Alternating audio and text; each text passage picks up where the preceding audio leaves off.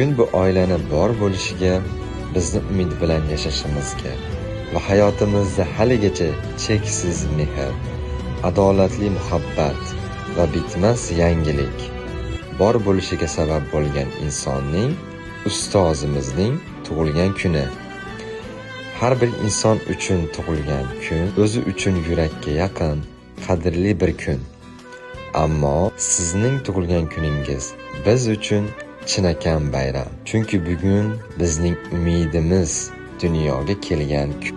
Va bu sababla siz bizga shu kungacha chegarasizcha bergan mehringizni biz sizdek qaytara olmasak-da, sizni berganingizni ongli ravishda oyna tutib, minnatdorligimizni bildirishni istadik.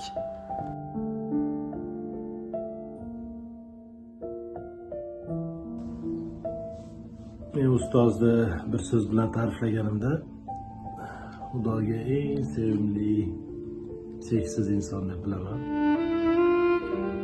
Chunki har bitta qalblarni qozona oladigan, har bitta qalblarga kira oladigan inson meni ham shunday qozongan.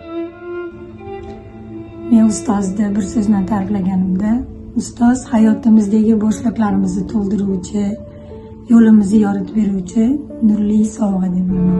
Ustoz meni hayotimdagi 8 yoshimda berilgan eng katta tuhfa. Ibrat. Chunki men kelib ustozni kuzatganimdan beri oddiy kichkina narsalardan ham, keyin oddiy odamlar farqla olmaydigan joylardan ham ibrat topa olishini ko'p ko'rsatdi. Hayot kompasi ta'riflagan bo'lasiz. Bizga kompas to'g'ri yo'l ko'rsatdi. Parchasi birinchi ko'rganimda, ustozni ko'rganda ichimdan o't yongan. Herzlich. Ich glaube, Gül ist ein sehr herzlicher, lieber Mensch.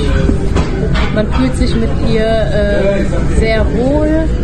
Sie hat eine sehr authentische, schöne Art an sich, die einen umgibt, wenn man mit ihr Zeit verbringt. Cheksizin sevgisini, sabrini, adolatini bizlar bilan ulashib ber tugamayotgan ustozim. Nazarimda chegarasiz, hamma narsani ichiga olib kira oladigan. Ustozni quyosh deb ta'riflayman.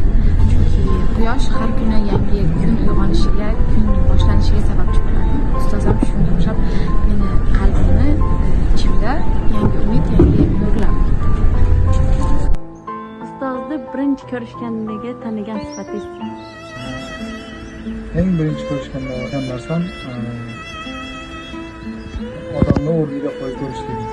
Ortga olish deylikmi yoki odamni birovni o'rniga o'zini qo'yib ko'rib, odamni o'qishi bilib qo'yadi odam. Shunaqa narsasini birinchi ko'rishgandan beri qarab. Ustoz sizga nima uchun kerak? Ustoz menga meni har doim mendan ko'ra kuchliroq ishlar. Meni hech kim tushunmagani, meni tushuna olgani uchun doim kerak. Men eng kuchli darajada umidsizman, eng kuchli darajada his qilsam ham doim qo'rquvimdan, umidsizligimdan bitta pozitiv narsa topib, meni umidlantira olgani uchun men eng hayotimdagi eng muhim odam. Va har qanday vaziyatda ham ustoz menga adolatli do'st bo'lgani uchun. Ustoz menga o'zimni tanishim uchun, oldimdagi maqsadimni yana tiniqlashtirish uchun. Ustozga yaqin bo'lishingizga sabab?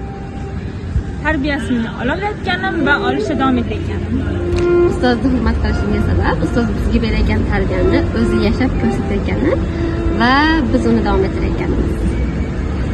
Joningdan eng faxrlanadigan yeri.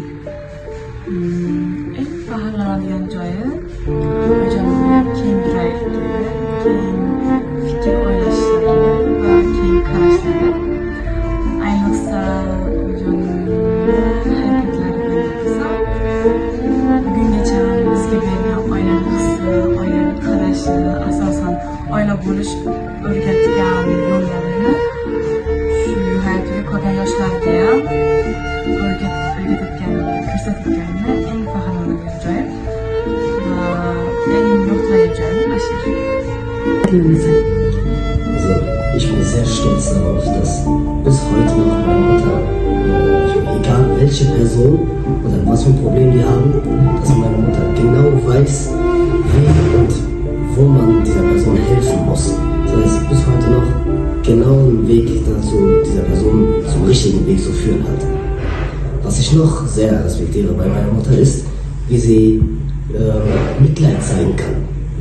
Wenn Personen, egal was für Fehler diese Personen machen, meine Mutter zeigt noch immer Mitleid zu diesen Personen und schaut nur ins Positive bei diesen Personen. Dass sie es geschafft hat, einen wunderschönen Laden zu haben und sie jetzt so beliebt ist und dass sie die beste Mutter ist. Uchta so'z bilan ta'rifla. A few moments later. 2 hours later. Ona mehribon va mukammal.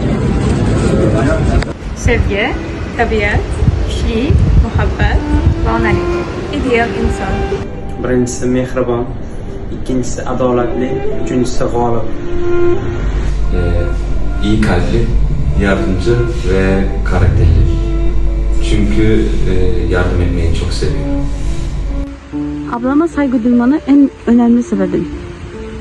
Buradakilere annelik ve babalık yapması. Lekin o'zi ustozga berilgan sabr degan narsa qattiqroq, chunki ko'p yerda o'zim orasi ko'rganman, insonlarga qarshi chiqqan, qarshi turolmaydigan shunaqa bitta o'zini kontrol qiladigan darajada bitta sabri bor. Hech kimni unaqa narsa bo'lmagan. Qanaqa qiyin vaziyatga tushsa ham, lekin baribir dik turishi, beshinchi insonlarni xatosini ko'rsa ham, boshqasi qilsa ham, lekin haligacha sabr bilan o'rnida turgan yerini o'ta qattiq. Ustozdan olgan birinchi taassurotingiz.